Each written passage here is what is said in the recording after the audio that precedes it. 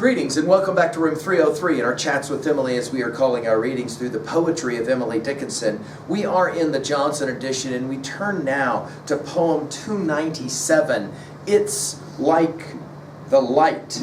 Now, of course, the antecedent to the pronoun it is going to be the subject of this discussion, because this is another one of our riddle poems. You'll remember that we've seen these already in poems 60, 72, and 173. The fact that so much of what Emily does and the game that she plays is often this: let me throw an idea at you and then see if you can come to an understanding of what that idea is, i.e. these riddle poems.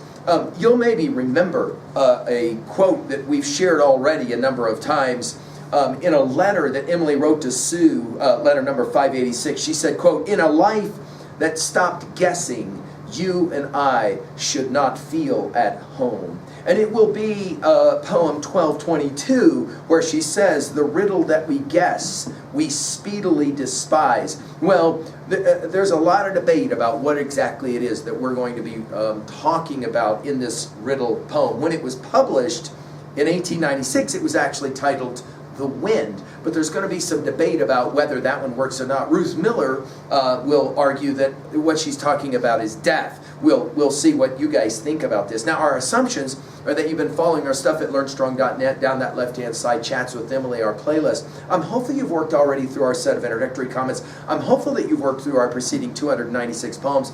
We just did 296 1 year ago. And if you have, then you know that Emily is always playing games. The reason we called our series Chats with Emily is that we want to bring that playful spirit that Emily often brings in her poetry. And I think it's very possible that she's just enjoying the fact that she can leave us all scratching our heads a bit and wondering what exactly is it she's talking about.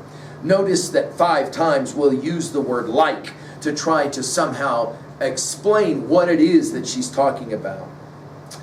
She says it this way: "It's like the light, a fashionless delight. It's like the bee, a dateless melody. It's like the woods, private, like the breeze, phraseless, yet it stirs the proudest trees. It's like the morning, best when it's done, and the everlasting clocks chime new."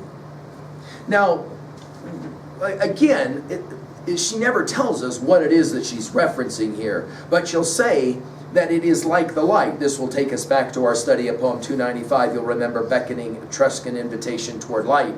It's like the light. Emily obviously loves her referencing to light. She'll do it often in her poetry.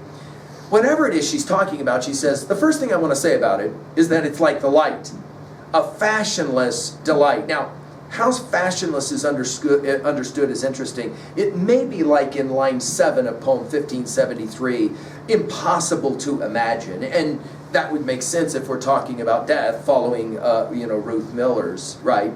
Of course, you've got a rhyme scheme going on here with light, delight, bee, melody, no doubt.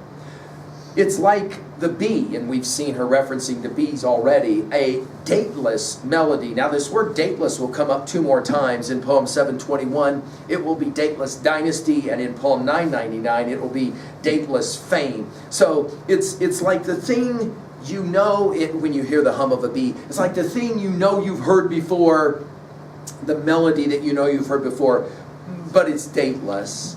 And then for the third one, whatever it is she's talking about, it's like the woods, private. And then she'll continue, like the breeze. And even though this poem was called "The Wind" by an early publisher, what are we saying? The wind is like the breeze? It doesn't really work so well. Whatever it is she's talking about is like the breeze, phraseless. We'll see phraseless, by the way, one more time when we hit poem 321, phraseless melody. Phraseless, yet it stirs, as in disturbs maybe, the proudest trees. And if we're speaking in metaphor here, then the obvious question is, what exactly is it that is private and yet phraseless and yet somehow disturbs even the most proud of trees or whatever?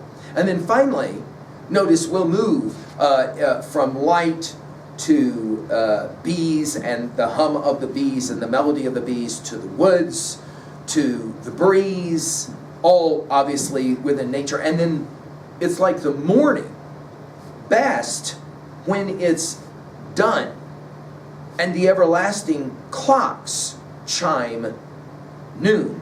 Now, of course, the word morning can be spelled two different ways and have two different meanings, as in good morning or valediction, forbidding morning, John Donne's classic.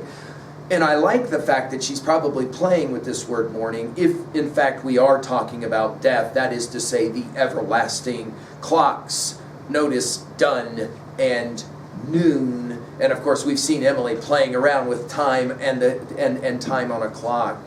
Well, what are we going to do with a poem like this at 2A? I think what we can for sure say is that I think the argument she's making is that some things are so obvious and yet at the same time uncertain. And of course, that's the power of the riddle itself. And 2B, obviously, this is a riddle poem that leaves you wondering, what exactly is it that she's referencing? We've mentioned at 3A the other riddle poems, 60, 72, 173. There are bunches of them. Those are only 3 that you can go back and run to ground again. Finally, at 3B, to own a poem like this, it's pretty simple. What do you think this poem is actually about? Is it about the wind, as your original publishers thought? Is it about death, as Ruth Miller thought? Is it about love, maybe? You can play that one any way you wish. I mean, I'm going to challenge you to continue to enjoy your study of Emily. Thank you.